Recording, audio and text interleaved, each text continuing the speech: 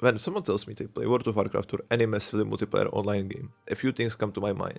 Spending a lot of time on one game, having a second identity, or a place where people can find their community, a digital community that helps them find a safe place, a place to chat and relax.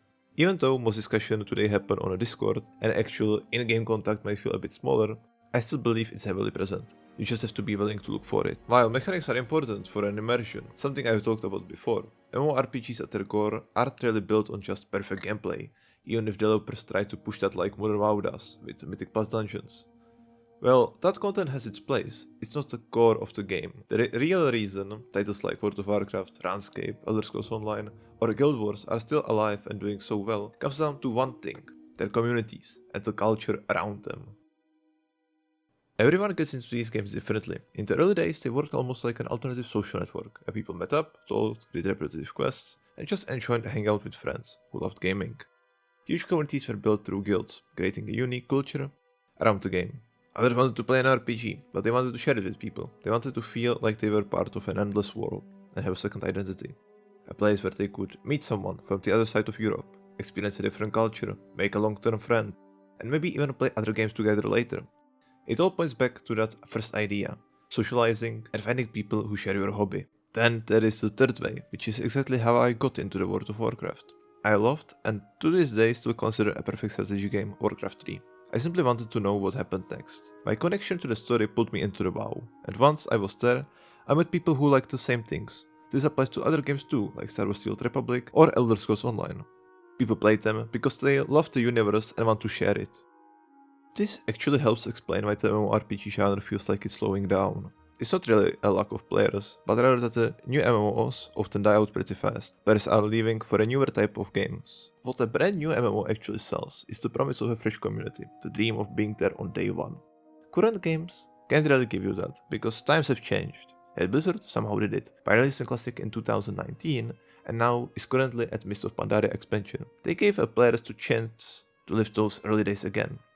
And now, with the Anniversary Classic release again, they did some small quality of life updates since previous release in 2019, allowing people to go back and see what the original culture felt like.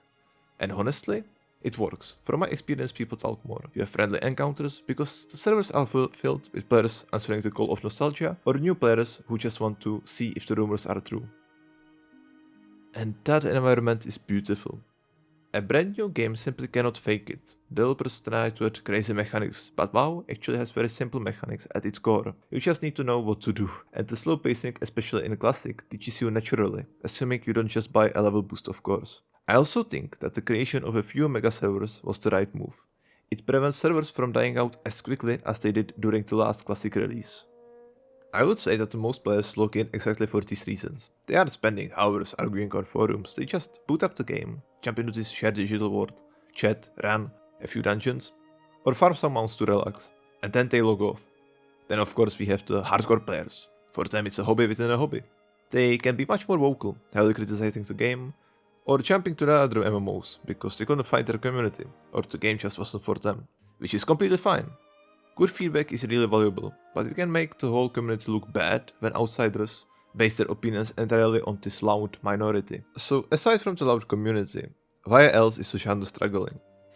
I would say it's how hard it is to jump in. You have to invest a lot of time, pay a monthly subscription, and step into the world where some people have been playing for 20 years.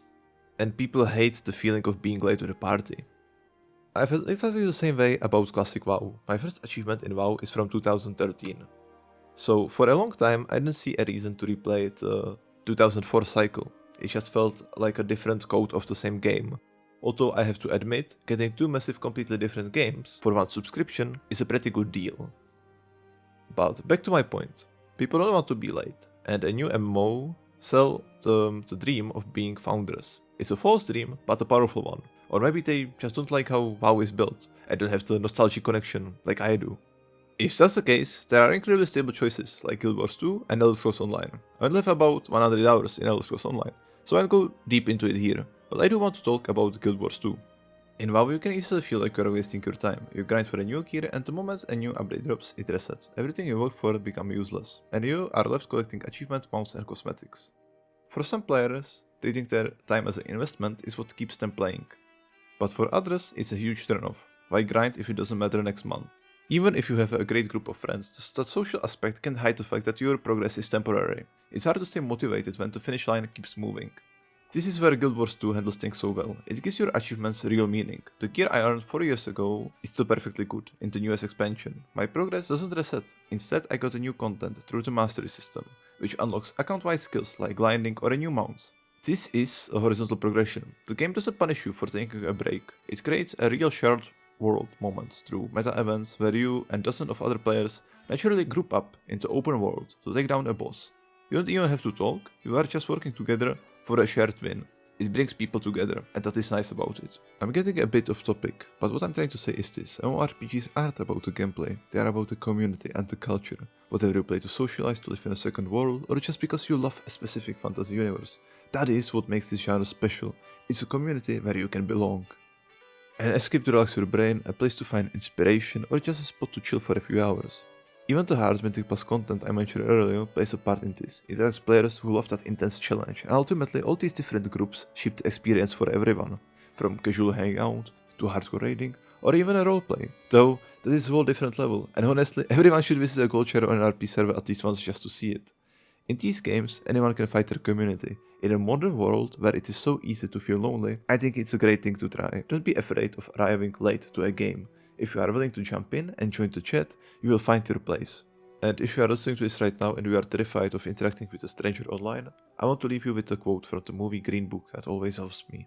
The world is full of lonely people afraid to make the first move.